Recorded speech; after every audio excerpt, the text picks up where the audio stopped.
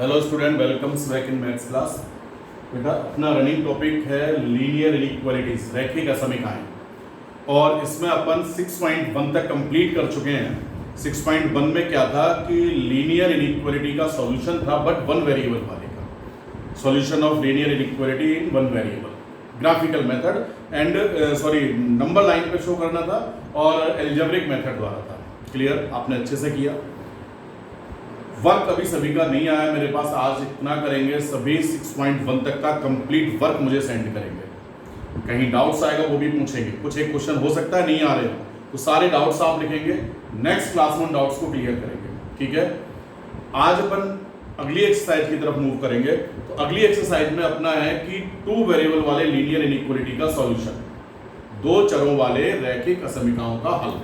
तो आज डिस्कस करेंगे अपन कि solution of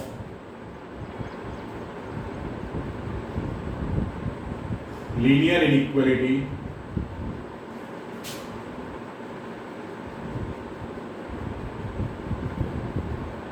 in two variables.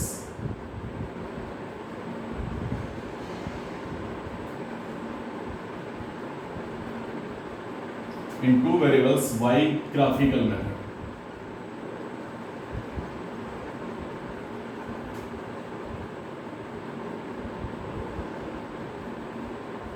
Clear? Solution of linear inequality by graphical method, यानी दो चरों वाले रैखिक असमीकरण को ग्राफीय विधि द्वारा हल करना। क्लियर? तो कैसे करेंगे? तो पहले इनइक्वालिटी से पहले बेटा जरूरी है कि आपको इक्वेशन का सॉल्यूशन ग्राफिकल मेथड से आना चाहिए। क्लियर? कैसे? और यहां जो मैं बताने जा रहा हूं वो सिर्फ आपको इक्वेशन द्वारा इतना देखना है कि उसका डायग्राम कैसे बनाएंगे। तो जैसे ये नोट डाल के कॉपी में लिखेंगे आप नंबर 1 पॉइंट कि ये ax plus b y plus c is equal to 0, ये कोई लीनियर इक्वेशन है, रैखिक समीकरण है, दो चरों वाला।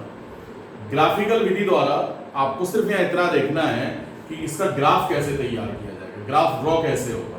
ओके, तो आपको दो चीजें देखनी है बेटा। ये जो c है कांस्टेंट टर्म है, अगर दो वेरिएबल्स वाला है तो ये c को यूं देखना है कि अगर c नॉट इक्वल्स टू 0 है या c equals to 0। For example मैं दोनों लिख रहा हूं साथ साथ। जैसे ये हो 3x plus 2y minus 12 is equal to 0। तो यहां तो c माइनस 12 है, यानी c is not equal to 0। ये तो क्या हो गया, c is not equal to 0। But यहां मैंने लिखा है कि 3x minus 2y is equal to 0, तो यहां c 0 हो गया। कांस्टेंट टर्म की वैल्यू इससे अगर कंपेयर करें तो उसमें c 0 दिखाई दे रहा है। तो अगर दो वेरिएबल वाला लीनियर इक्वेशन है, उसका ग्राफ ड्रॉ करना है, तो आपको सिर्फ इतना देखना है c है या c नहीं है। क्लियर? अब c नहीं है, सॉरी c है, c नॉट इक्वल टू 0 है, तो आपको ये माइंड में तय कर लेना है कि जो लाइन होगी वो दोनों एक्सिस से गुजरेगी, यानी दोनों एक्सिस को कट करेगी, एक्स एक्सिस को भी और वाई एक्सिस को भी। The line passing through, the line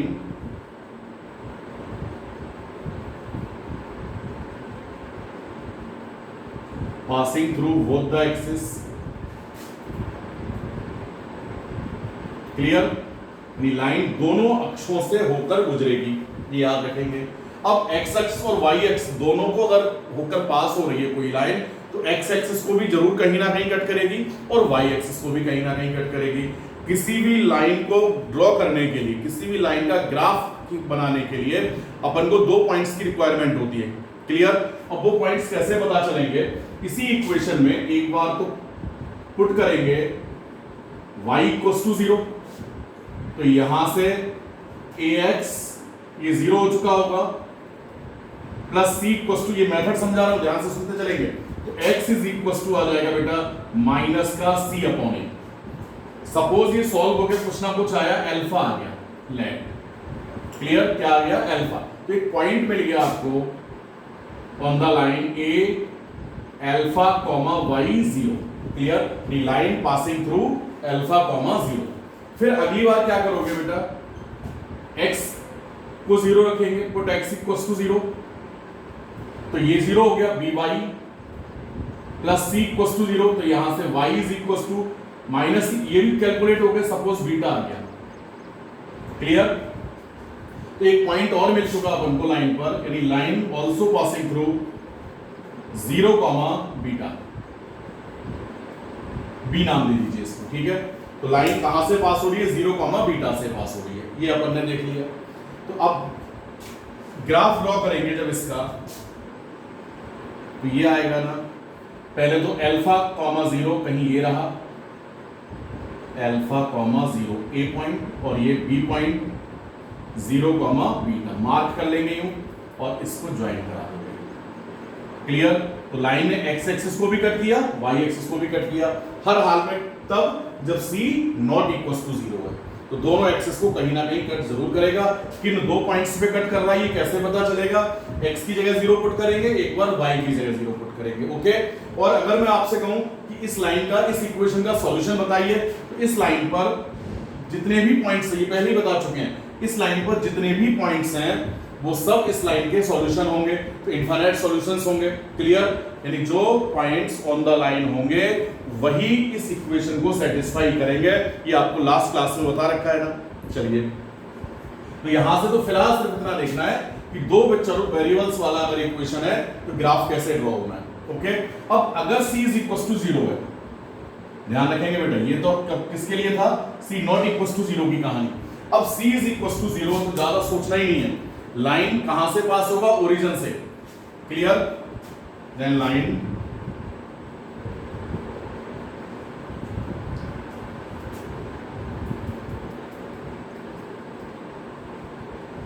through origin, यानी मूल बिंदु से लाइन गुजरेगी। ठीक है, कब? जब लाइन जैसे ये है तो ये हर हाल में कहां से पास होगी? ओरिजिन से। अब मूल बिंदु यानी ओरिजिन से पास होने पर भी दो सिचुएशंस बनती है, एक तो ये और एक ये, यानी फर्स्ट और थर्ड से पास होना या सेकंड और फोर्थ से पास होना। अब ये अपन को देखकर पता करना है कि लाइन कौन से क्वाड्रेंट से पास हो रही है, फर्स्ट और थर्ड वाली है या सेकंड और थर्ड वाली है। तो यहां पर भी फिक्स है ax minus by equals to 0।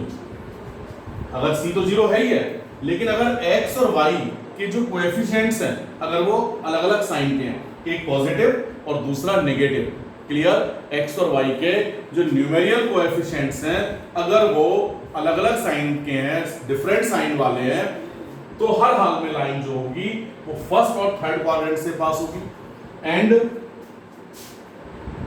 अगर ये ओरिजिन हो गया, ध्यान रखेंगे बेटा, अगर ax plus by equals to 0 है, यानी दोनों के साइन कैसे हैं? सेम है, x कोऑर्डिनेट सॉरी x का कोएफिशिएंट और y के कोएफिशिएंट, x का गुणांक और y के गुणांक के साइन अगर सेम है तो लाइन सेकंड और थर्ड फोर्थ क्वाड्रेंट से पास होगी। ओके, ये जरूर ध्यान रखेंगे।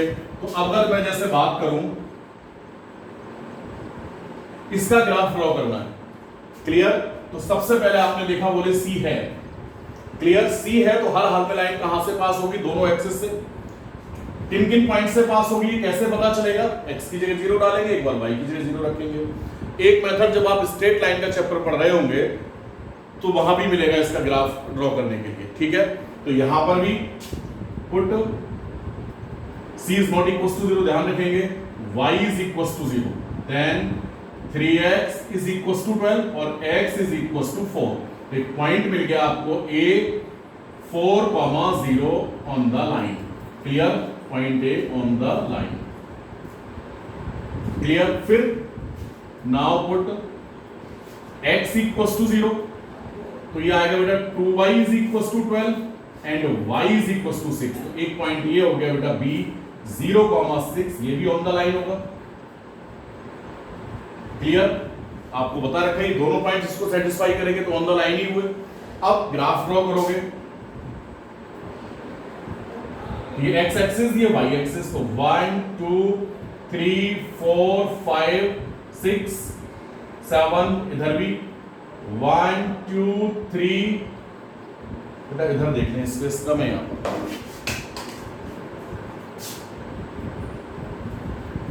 यहां देख लीजिए,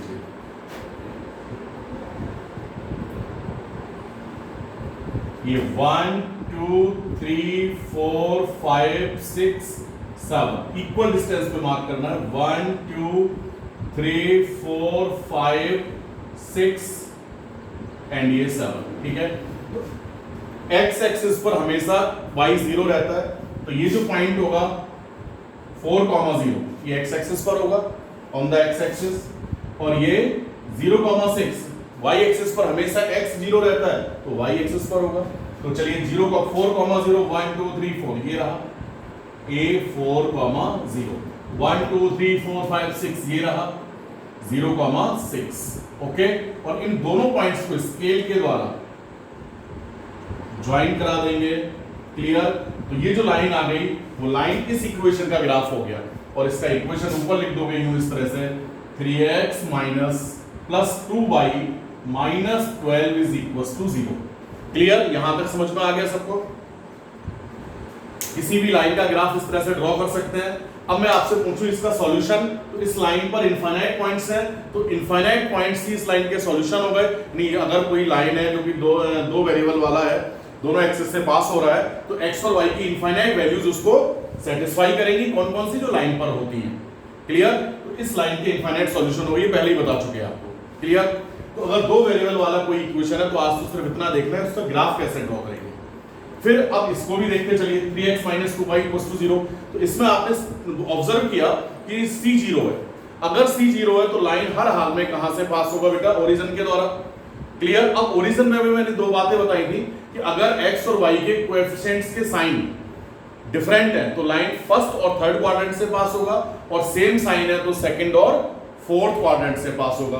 तो यहां पर आपने देखा कि दोनों के साइन जो है वो ये प्लस है ये माइनस है, तो लाइन ओरिजिन से यूं पास हो जाएगा, क्लियर। ज्यादा सोचना ही नहीं है, यहां तो तब भी पॉइंट्स फाइंड आउट करने पड़े, बट यहां तो सोचना ही नहीं है, सीधी सीधी लाइन क्यों ड्रॉ कर देनी है, जिसका equation 3x minus 2y is equal to 0, okay. अब ये भी सोच एक बार देख लें कि साहब ये इन्हीं दो क्वाड्रेंट से क्यों पास हुई, बता दे रहा हूं मैं आपको। जैसे यही ले लें, करके दिखाना नहीं है, समझना है केवल। 3x minus 2y is equal to 0, 3x is equal to 2y, ये आ गया। अब y की जगह आपने 1 पुट किया, put y is equal to 1, then 3x is equal to 2 और x is equal to 2/3, clear. तो एक पॉइंट हो गया बेटा 2/3, 1। अब आपने y की जगह -1 पुट किया, तो 3x इज इक्वल टू -2 हो जाएगा। तो एक पॉइंट हो गया बेटा x इज इक्वल टू -2/3, यानी -2/3, 1। फिर x की जगह आपने 2 पुट किया, y की जगह प्लस कर दो, तो ये आ जाएगा 3x is equal to 4, then x is equal to 4/3। तो एक पॉइंट हो गया बेटा 4/3, 0, क्लियर। तो आप देखेंगे कि ये जो 2/3, 1, 4/3, 0, एक सेकंड 0 कैसे, 2 सॉरी 4/3, 2, तो ये दोनों पॉइंट्स जो फर्स्ट क्वाड्रेंट में है, यानी यहां कहीं होंगे, और ये जो पॉइंट है वो थर्ड क्वाड्रेंट में इधर कहीं होगा। तो आप जितने भी पॉइंट्स फाइंड आउट करोगे इस तरह से, इस लाइन से, तो या तो वो पॉइंट फर्स्ट क्वाड्रेंट में होंगे, वो दोनों प्लस प्लस, और एक माइनस एक प्लस कहां होगा? थर्ड क्वाड्रेंट में, सॉरी दोनों माइनस माइनस, एक सेकंड बेटा, ये x माइनस 2/3 आया था, हाँ, तो ये दोनों ही माइनस थे, ठीक है। दोनों माइनस कहां हो जाएंगे? थर्ड क्वाड्रेंट में। ये बात समझ में आ गई ना? तो अगर पॉइंट्स फाइंड आउट कर रहे हैं तो इस लाइन पर वही पॉइंट्स होंगे जो फर्स्ट क्वाड्रेंट में हो एंड थर्ड क्वाड्रेंट वाले, इसीलिए ये लाइन कहां से पास होगी? फर्स्ट और थर्ड क्वाड्रेंट से। और अगर इनके साइन सेम हो जाए, जैसे इसको प्लस कर दिए होते, इधर देख ले बेटा एक बार, यहां देख ले थोड़ा सा, अगर ये होता बेटा 2x प्लस 3y, तो ये आ जाता 2x is equal to -3y। अब y तो पॉजिटिव लेंगे तो x कैसा आएगा? नेगेटिव, यानी ये क्वाड्रेंट, और y नेगेटिव लिया तो x कैसा आ गया? पॉजिटिव, तो ये क्वाड्रेंट। तो लाइन यहां से पास होगा, क्लियर। तो आपको सिर्फ इतना देखना है कि 2 वेरिएबल्स वाले का ग्राफ किस तरह से ड्रॉ करना है। ग्राफ ड्रॉ करने के लिए दो ही बातें नोट करनी है, c है या c नहीं है। अगर c है तो लाइन कहां से पास होगी बेटा? फर्स्ट, वो सॉरी दोनों एक्सिस के द्वारा। किन किन पॉइंट से पास होगी कैसे पता चलेगा? जब लाइन के इक्वेशंस में आप x की जगह एक बार 0 पुट करेंगे, एक बार y इक्वल्स टू 0 पुट करेंगे, 2 पॉइंट्स मिल जाएंगे, एक ऑन द x एक्सिस, एक on the y axis, clear. दोनों को ज्वाइन कराएंगे तो लाइन का ग्राफ तैयार हो जाएगा। और अगर सी 0 है, बहुत ध्यान से सुनेंगे ये चीज, अगर सी 0 है तो लाइन हर हाल में ओरिजिन से पास होगा। ओरिजिन से अगर पास हो रहा है तो दो कंडीशंस हैं, फर्स्ट और थर्ड क्वाड्रेंट के लिए या सेकंड और फोर्थ के लिए। तो फर्स्ट और थर्ड से तब पास होगी लाइन जब दोनों के साइन x और y के जो गुणांक हैं, x और y की जो कोएफिशिएंट्स हैं, उनके साइन डिफरेंट हो। तो फर्स्ट और थर्ड से खींच देना है, वरना दोनों सेम साइन वाले हैं तो सेकंड और फोर्थ क्वाड्रेंट से लाइन पास हो रही होगी। ओके, यहां तक बात सबकी समझ में आ गई। ये जो आप पढ़ रहे हैं अभी, जो लीनियर इनइक्वालिटी का आप सॉल्यूशन पढ़ने जा रहे हैं ग्राफिकल मेथड द्वारा, जब आप 12th में जाएंगे तो कंप्लीट एक चैप्टर आएगा अपने सामने, लीनियर प्रोग्रामिंग। तो उस लीनियर प्रोग्रामिंग में ऐसा मान के चले ये सारी चीजें इन्वॉल्व हैं, इंक्लूड है उसके अंदर, ठीक है। ये अगर नहीं सीख पाए तो वहां जाके नहीं कर पाएंगे, इसलिए बहुत जरूरी है। और एक क्वेश्चन 3 मार्क्स का हर हाल में आता है 12th में, फिक्स है ये, ठीक है, नोट करिए बेटा ये।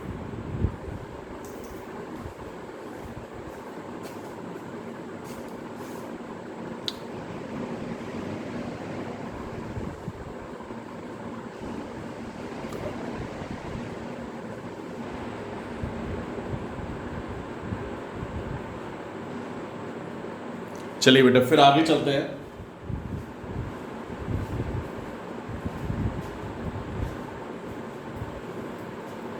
लीनियर इनइक्वालिटी का सॉल्यूशन अभी नहीं चल रहा है, उसके लिए इन सब चीजों की जरूरत है, पहले इसको समझ लें, बेसिक फंडामेंटल है इसको।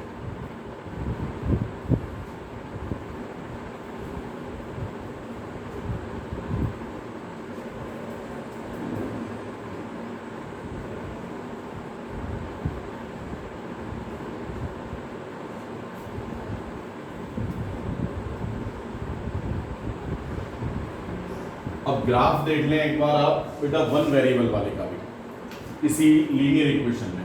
तो नोट के अंदर पहला पॉइंट तो टू वेरिएबल वाला था और नोट में ही ये दूसरा पॉइंट लिखेंगे। अभी इसकी बात नहीं हो रही है, ध्यान रखना, ठीक है। तो graph of linear equation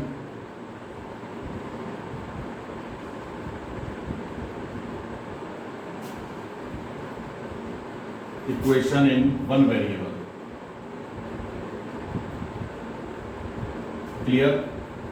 one variable वाले लीनियर इक्वेशन का ग्राफ तो देखते चले बेटा क्या है। जैसे एक सिचुएशन ये आ जाए बेटा x plus a is equal to 0 और एक हो जाए ये कोई भी कांस्टेंट हो सकता है बेटा y plus b is equal to 0। Okay, और एक सिचुएशन हो जाइए x इज इक्वल टू 0 और एक y इज इक्वल टू 0। तो वन वेरिएबल वाले में एक चीज तो क्लियर है बेटा, या तो वेरिएबल x होगा या वेरिएबल y होगा, इतना देखेंगे।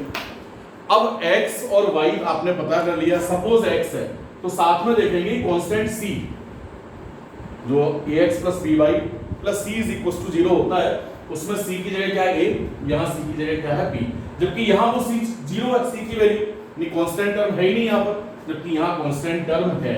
दो चीजें देखनी है, वेरिएबल कौन सा है, x है या y है, और कांस्टेंट टर्म है या नहीं है कांस्टेंट टर्म, पहले उसकी बात कर लें, है इन दोनों में।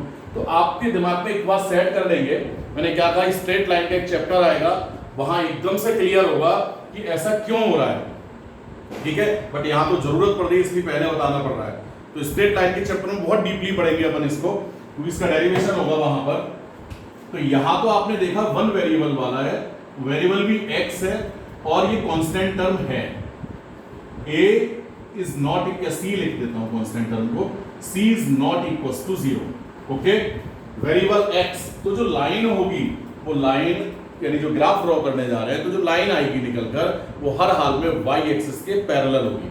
अभी तो याद रखेंगे, तो लाइन, ये जो लाइन x प्लस a, इसका जो ग्राफ होगा तो line parallel to x axis, clear, x अक्ष के समांतर होगी, पैरेलल का मतलब समांतर होगा, क्लियर।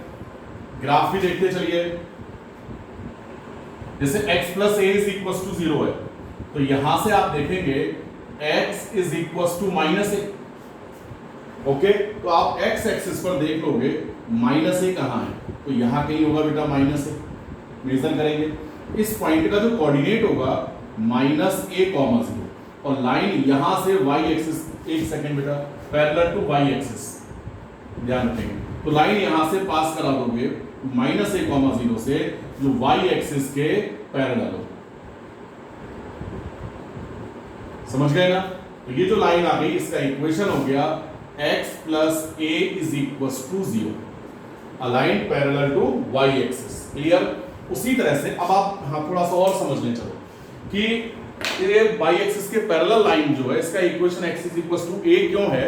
एक चीज फिर बता दें आपको, जैसे किसी भी स्टूडेंट का नाम या किसी भी व्यक्ति का नाम उसकी आइडेंटिटी होती है, ठीक है?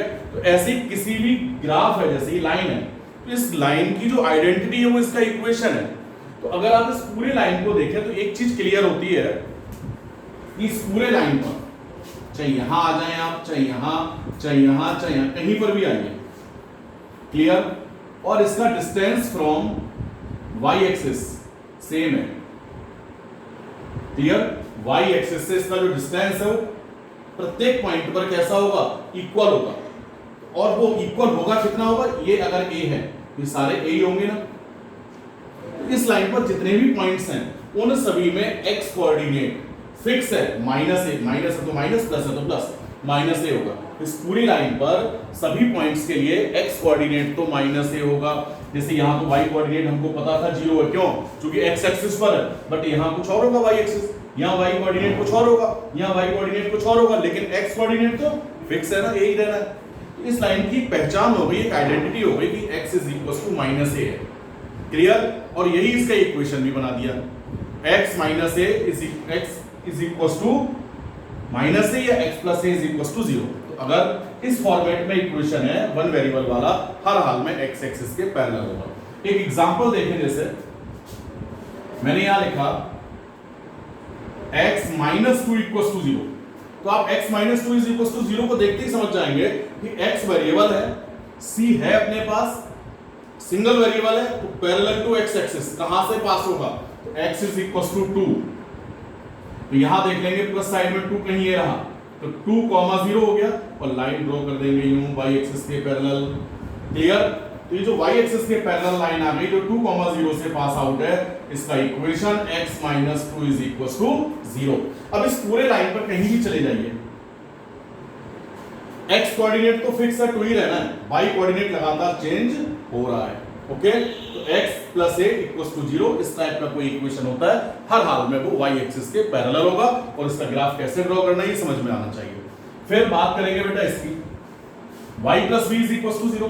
तो अगर वेरिएबल y है, तो आपको ये देखना है, और c है यहां पर, ये c दे रखा है ना, वेरिएबल y भी है और c ≠ 0 है, c ≠ 0। तो जो लाइन होगी वो हर हाल में x एक्सिस के पैरेलल होगी, line parallel to x axis. Clear?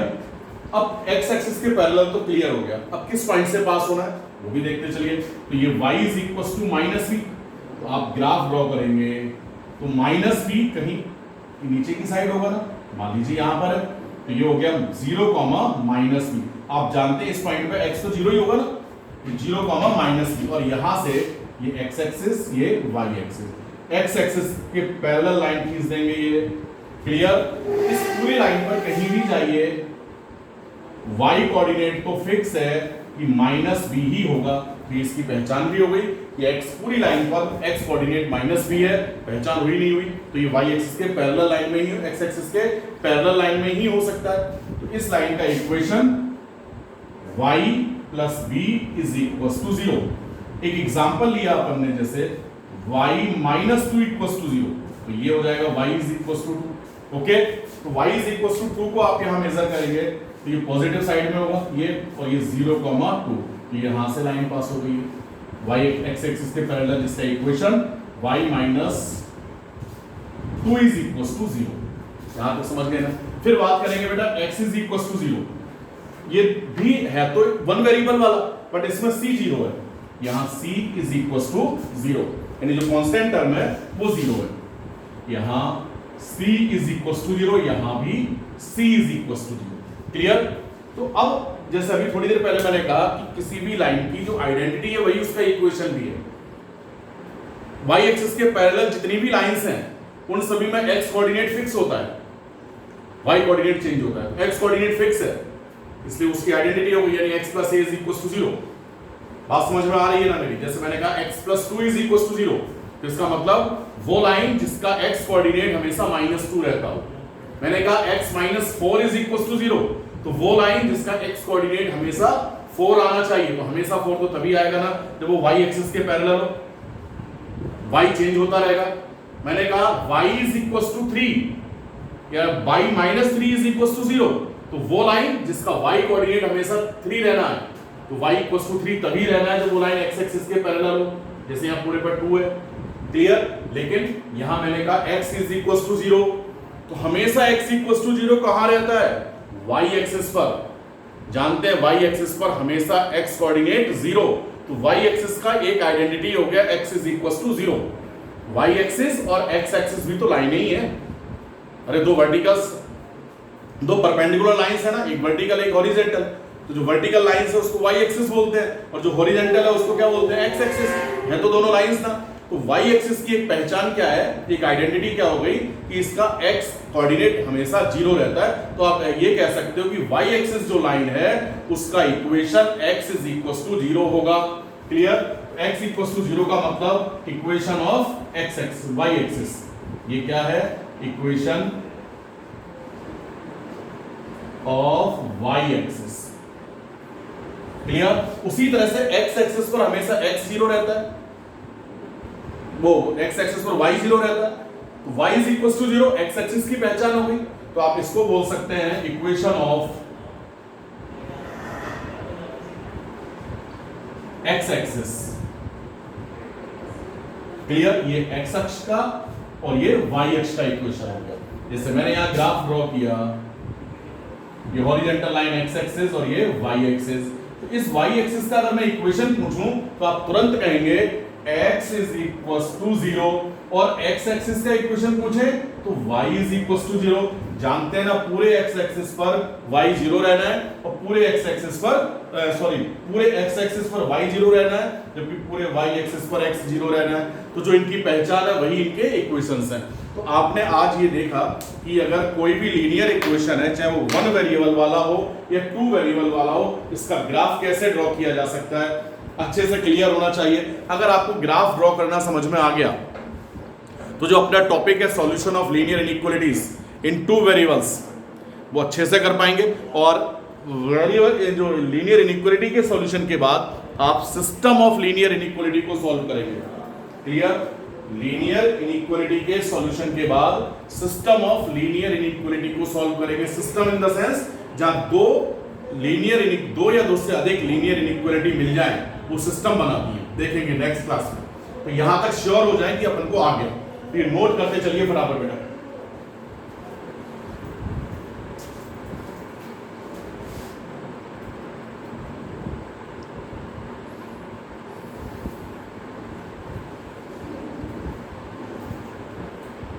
एक काम और करेंगे बेटा, ये सब नोट करने के बाद कल की क्लास में अपन इसका सॉल्यूशन देखेंगे लीनियर इनइक्वालिटी का। जो 6.1 एक्सरसाइज है, उस 6.1 एक्सरसाइज को कंप्लीट सॉल्व करेंगे। वहां तो आपको बता रखा सिंपल मेथड है बेटा कि x की वैल्यू फाइंड करनी है, तो x की वैल्यू नहीं है, वैल्यू ऑफ रेंज फाइंड करनी है। क्लियर? ये x की रेंज फाइंड जब अपन करते हैं तो रियल नंबर्स के लिए कहा जाए तो रियल नंबर्स में देखेंगे तो क्लोज्ड ओपन इंटरवल डिसाइड किया जाता है। इंटीजर्स के लिए कहा जाए या आपका नेचुरल नंबर्स के लिए कहा जाए तो कर्ली ब्रैकेट के अंदर सॉल्यूशन लिखेंगे। क्लियर? अगर इनइक्वालिटी दे रखी है x आपके LHS RHS दोनों में, यानी वेरिएबल टर्म, तो एक साइड लाने के लिए क्या करते हैं, RHS में से x वाली टर्म को डिलीट करने के लिए जितने भी RHS, जो भी RHS में x वाला टर्म हो उतना ही दोनों तरफ सब्ट्रैक्ट या ऐड कर देंगे। मल्टीप्लाई दोनों साइड करेंगे, डिवीजन दोनों साइड करेंगे। क्लियर? ऐसा नहीं है सीधे सीधे उठा के इधर पहुंचा दिया। इक्वेशन में तो ऐसा होता है, RHS से LHS में, LHS से RHS में ट्रांसफर कर देते हैं। बट यहां कैसे होना है, LHS से RHS में कैसे जाते हैं, दोनों साइड आपको ऑपरेशन करना पड़ता है। चाहे वो एडिशन है तो एडिशन का, मल्टीप्लिकेशन है तो मल्टीप्लिकेशन का, सब्ट्रैक्शन है तो सब्ट्रैक्शन का, डिवीजन है तो डिवीजन का। क्लियर? तो इतना आप करेंगे। 6.1 कंप्लीट सॉल्व होनी चाहिए। तो नीचे के आपके बेटा वर्ड प्रॉब्लम वाले क्वेश्चंस हैं उनको भी करेंगे। जो नहीं आएगा उनका सॉल्यूशन मैं सेंड करूंगा, बट पहले आप बता देंगे कि सर कितने कर चुके हैं, दिखाएंगे मुझे लाइव क्लास में। लाइव क्लास में हर स्टूडेंट को जुड़ना है। आप देखेंगे लाइव क्लास वाला जो सिलेबस है वो पहले पढ़ाऊंगा और रिकॉर्डेड क्लास में एक दिन बाद मिलेगा आपको। अभी तक क्या था, पैरेलल चल रहे थे अपन, सुन रहे हैं ना सभी। अभी तक क्या था, जो आज लाइव में लिया वही आपको रिकॉर्डेड मिल रहा है। अब आपको रिकॉर्डेड लेट मिलेगा, लाइव पहले होगा। आज से स्टार्ट हो चुका है। ये सारी चीजें जो आज मैंने बताई है लाइव में आपको कल बता चुका हूं मैं, ठीक है। रिकॉर्डेड में आज मिल रहा है और हो सकता है धीरे धीरे फिर अपन रिकॉर्डेड में लेट होते जाएंगे, लाइव में साथ साथ चलेंगे। तो लाइव में सभी स्टूडेंट्स को जुड़ना है। आप अपने साथ वालों को जो नहीं जुड़ पा रहे हैं उनको मैसेज देंगे ये, क्लियर। थैंक यू बेटा।